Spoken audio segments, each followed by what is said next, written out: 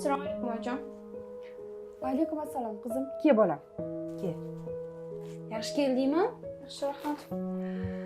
Adina oldilariga borib keluvdim. Senga ko'pdan ko'p salom aytib bordilar. Senga xat berib bordi bolam. Qanday xat? Adina xat berib bordilar. Bir o'qib ko'rgin.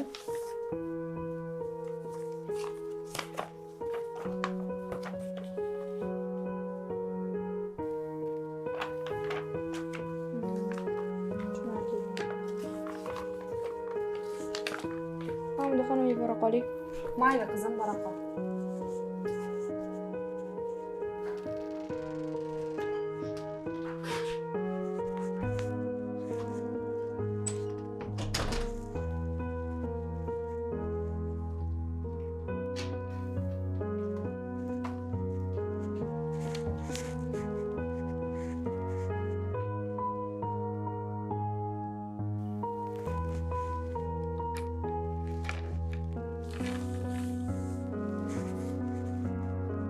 Assalomu alaykum otajon. Sizni sog'indik.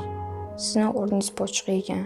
Men oyimni bir necha marta yig'lab o'tirganlarini ko'rib qoldim.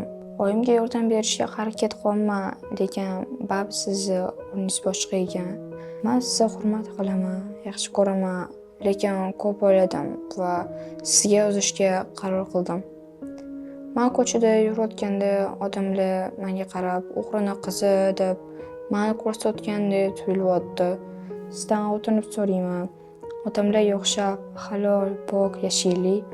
Bizning to'rxonali uyimiz ham yashashga bemalol yetadi. Yangi hovli, uy-joy, qimmat mebellar va boshqa narsalar bizga kerak emas. Otajon, keling, odamlardek o'z mehnatimiz bilan, peshona terimiz bilan topgan pulimizga yashaylik. Minglab odamlar shunaqa yashayapti-yu. Siz intizorlik bilan kutuvchi qizingiz Zebo. Yer yuzida sababsiz, motivsiz hech narsa yuz bermaydi. Psixologiyada haqiqatni buzib ko'rsatish degan tushuncha bor. Inson o'zining qilgan xatolarini, ayblarini oqlash uchun uni birovga yuklaydi.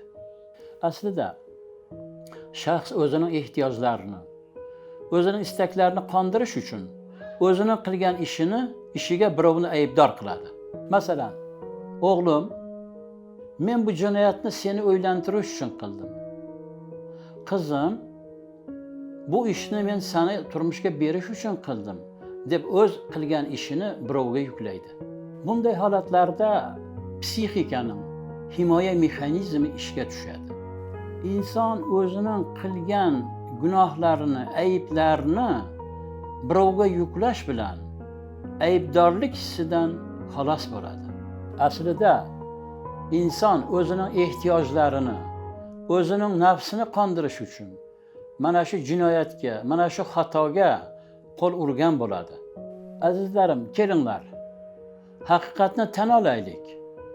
Chunki har birimiz o'zimiz uchun mas'ulmiz, o'zimiz uchun javobgarmiz. Nima qilamiz aybimizni birovga yuklab? Tan oling.